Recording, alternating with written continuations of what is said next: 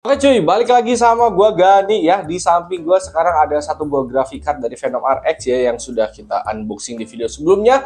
Ini adalah Venom RX GTX 750 Ti teman-teman ya. Oke, gue sempat mikir kayaknya dulu gue pernah deh bikin konten GTX 750. Dan pada saat gue cek-cek ternyata benar itu 750 tapi yang polos. Untuk yang TI-nya baru sekarang nih gue kesampaian megang, akhirnya megang juga ya.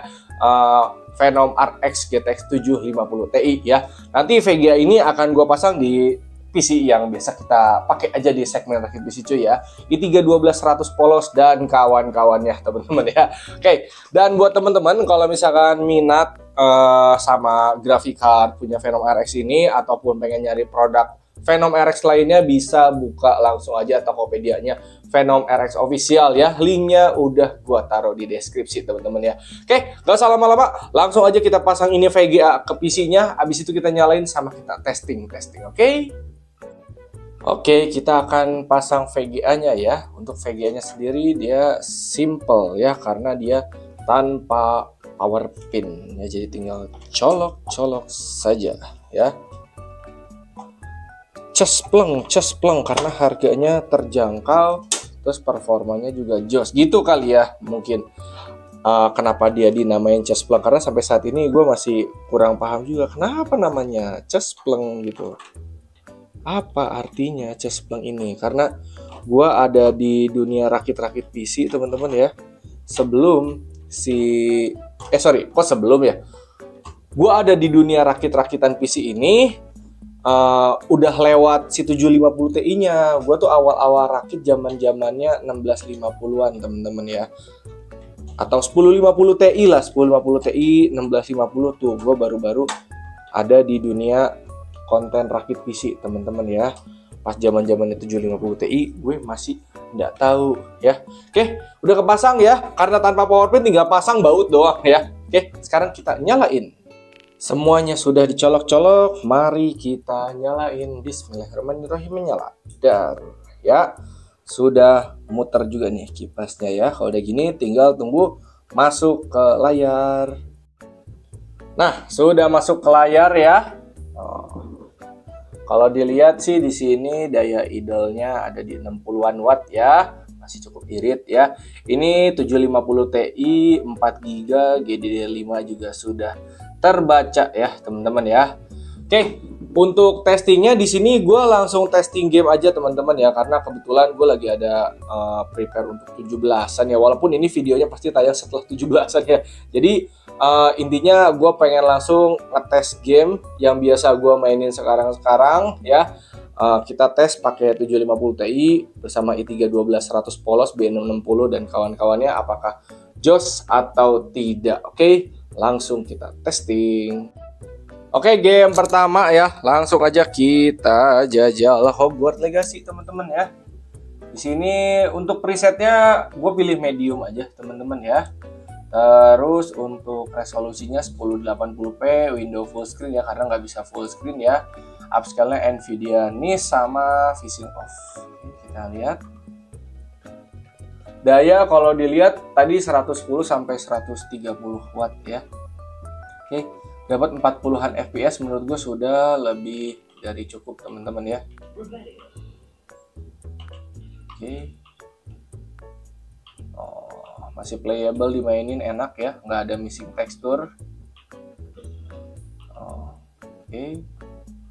Masih aman jaya banget ya. Kalau dibikin high bisa aja sih, coba ya kita jajal yuk. Kalau dibikin high dapat berapa? Kayaknya sih antara 10 sampai 20-an fps ya, atau 30 mungkin. Ya, 20-an fps ya. Wah, kurang nyaman guys kalau gue. Gue akan pilih di 1080p medium atau enggak low ya. Nah, di medium aja atau enggak pilih yang recommended-nya. Oke. Karena dengan dibikin medium kayak gini juga menurut gue sudah cukup ya. Dapat 20-30-an fps ya. Tuh.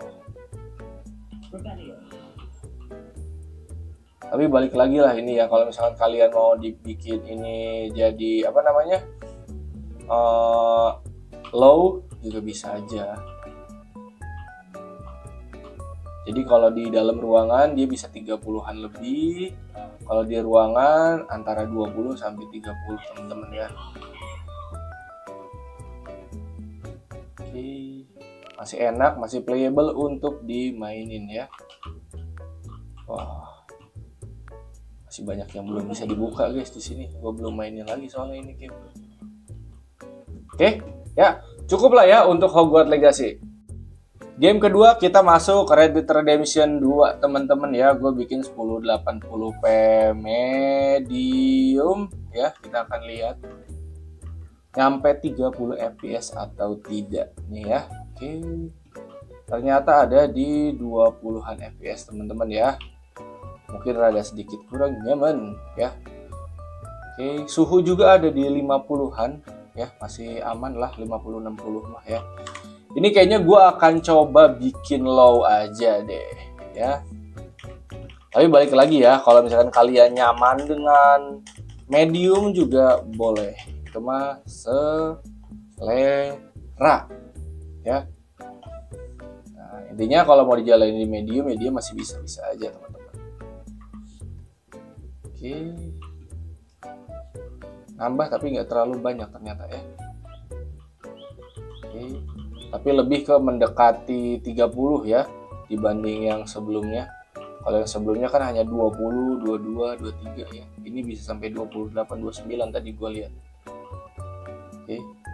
Jadi masih playable banget untuk dimainin. Anggap aja lagi main di PS4 ya. Buat teman-teman yang mau pakai 750 Ti pengen ngerasain main game RDR 2 di sini masih playable menurut gue ya. 28 fps, 29 fps stabil, bukan yang drop tinggi naik turun ya. Jadi masih enak-enak aja untuk dimainin teman-teman. Oke, coba kita jalan lagi.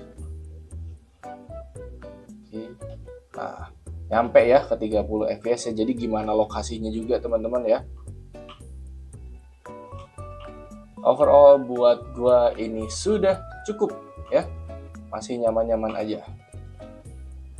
Dibikin 1080p low masih enak. Kalau mau dibikin medium mungkin resolusinya turunin jadi 1600 x 900 teman-teman ya. Cuman kalau gua lebih ke 1080p low aja lah, karena ini juga grafiknya juga masih bagus teman-teman di medium juga tuh. Di low aja ini masih bagus kok tuh. Serasa medium ya. Bahkan sekarang kalau lagi diem tadi bisa sempat sampai 40 ya. Kalau jalan turun lagi ke 28, 27 sampai ke 30-an lagi. Oke. Game kedua RDR cukup lah ya. Oke, game ketiga sekaligus game terakhir ya. Stray, game kucing-kucingan ya. 1080p medium aja teman-teman ya. Fisiknya ini disilang ya. Oke. Dapat 40-an fps teman-teman ya. Oke. Dibikin medium juga masih cakep tuh tampilan grafiknya juga teman-teman ya. Oke. Si kucingnya juga masih kelihatan cakep tuh ya. Teksturnya masih cakep ya. Oke. Ini gue lupa nih gimana cara loncat ke sananya ya. Oh, ini suruh tidur dulu di sini. Oke, ada cutscene kalau nggak salah di sini ya. Oke, ini game yang lagi gua mainin juga teman-teman ya. Jadi kalau kalian pakai 750 Ti untuk game-game kayak model Hogwarts Legacy, terus Red Dead Redemption sampai Stray ini dia masih playable aja ya. Tampilan grafiknya juga masih bagus ya. GPU-nya memang kerja 100% dan suhunya di 60-an ya. BTW ini nggak bisa di skip apa. Cutscene-nya 20 fps juga ya nggak ngaruh-ngaruh amat teman-teman ya. Masih kelihatan jernih-jernih aja tuh ya gerakan-gerakannya ya. Mungkin emang dari sananya cutscene-nya dibikin 20-an fps teman-teman ya. Oke, kita tunggu sampai gameplaynya aja ya. Setahu gua si cutscene ini lumayan lama juga soalnya. Oke, kita masuk ke gameplaynya ya. Ini ada di 20-an fps juga teman-teman ya. Nah, kalau udah gini setahu gue tinggal maju jalan nih ya, tinggal kita jalanin. Ini game awalnya gue kira santai teman-teman, nggak tahu-taunya. Oke.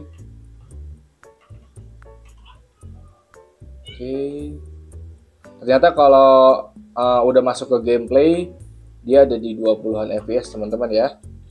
Kalau kita set ininya di low, teksturnya ya, low dan medium atau enggak low semua ada ya.